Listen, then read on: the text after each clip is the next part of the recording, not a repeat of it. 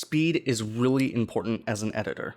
It takes a long time to edit videos. That's why it's really important to find ways to speed up your workflow for quicker turnaround times. Clients will love you if you can deliver a product to them faster than your competition. Probably one of the best and easiest things to do to speed up your workflow is to change your keyboard shortcuts to something that works best for you.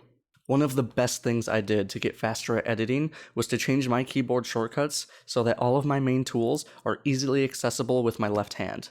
This way I'm not hunting around for keys or tools on screen, which shaves off seconds off of every cut, which really does add up to save a ton of time with your edits. So with that, let's get into what I changed to be able to edit faster in Davinci Resolve. So now inside Davinci Resolve, I just opened up a blank project, and the way you change your keyboard shortcuts is by coming up to Davinci Resolve here, and then coming down to keyboard customization. And this will bring up your keyboard shortcuts. You can see I already have my preset up here, but what we're gonna do is come down here and click on the Premiere Pro preset. And we're gonna base our customization off of this. So the first thing we're gonna change is we're gonna put the zoom in and out of the timeline to A and S. So what we'll do is we'll come into all commands here and we'll search for zoom in. And then we'll come down to view down here and we'll undo the zoom and we have our zoom in. And so we'll just click this add button and we'll press A. And now A has been assigned to zoom in. And then we'll come up here and we'll do zoom out now. So inside of zoom out, we're gonna press S, and it's gonna give us a warning because S was already assigned to toggle slip and slide mode, but we're just gonna hit assign. So now what we can do is we'll come back up to this all commands and we'll actually click on this S, and we'll click on the slip and slide mode, and we'll actually close out of this, and then we'll click on that again. And you can see this one is assigned to S, but we're just going to get rid of that because that's something I never really use too much. Next thing we're going to change is we're going to go over here, make sure you're on all commands. Sometimes you have to click on other ones before you go to all commands because it's a little weird. But now we're going to go into delete selected. And now in this edit portion here, we already have it set for backspace, but now we're going to add it to D. So now that will allow us to actually just delete clips just by pressing the D key. And if we come over here and click on that, you can also see it's set to clear in. So what we can do, close that. We'll come back up to all commands, we'll hit clear in, and we can actually just get rid of that as well. So now for the F key, what we're gonna do is we're gonna search for ripple delete. And make sure we have that unselected. Make sure all commands is selected. There we go. And so now we have ripple delete over here. And you can see we're kind of getting an error already, but what we're going to do is we're going to delete this shift plus backspace, and now we're just going to assign that to F. And we're going to hit assign, and we have another error again because F is already assigned to another thing, which is clear out. So we'll click on that, and we'll just get rid of that so that we don't have any more errors. So now the next key we're going to change is going to be the Z key. And what we're going to do is we're actually going to assign that one to select all the clips that are to the right of the playhead. So it's going to be select clips forward. We'll undo this one.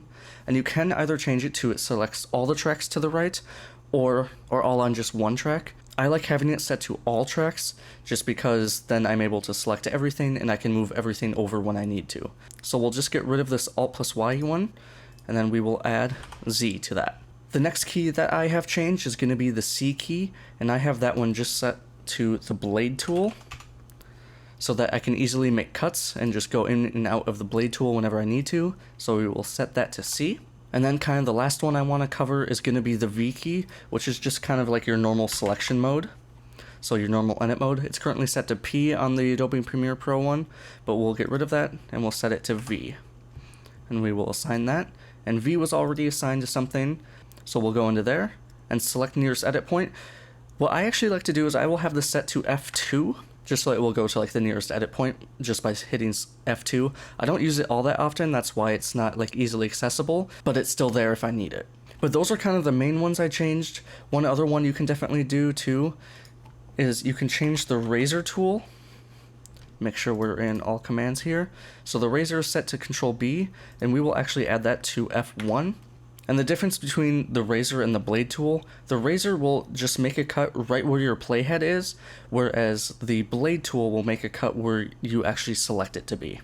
But that pretty much covers all the main tools I changed so that I'm easily able to access them all with just one hand. And now what we can do is we can come up here and we can actually save this as a new preset. And you can name it, so I'll just call it one-handed. And just like that, we have it saved as one-handed. So now we always have our nice preset down here to select from. And we can close that. And I'll demonstrate this. I'll just bring in a quick little clip that I made a while ago.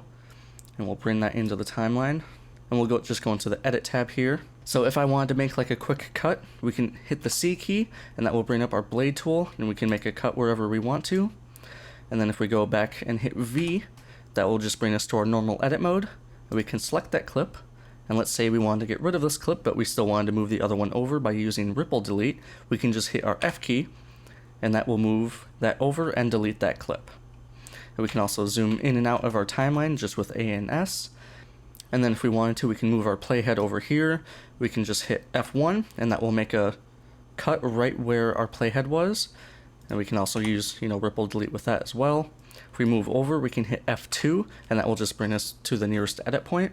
And let's say we had a bunch of cuts in here and we wanted to be able to select all these. Now all we have to do is hit the Z key and that will select everything to the right of our playhead or everything that's forward in our playhead. But there you go. That pretty much covers everything that I've changed to be able to edit faster in Davinci Resolve. Doing this has honestly made my edits so much faster because I'm not hunting around for so many different things, and so it really helps out being able to edit faster in Davinci Resolve.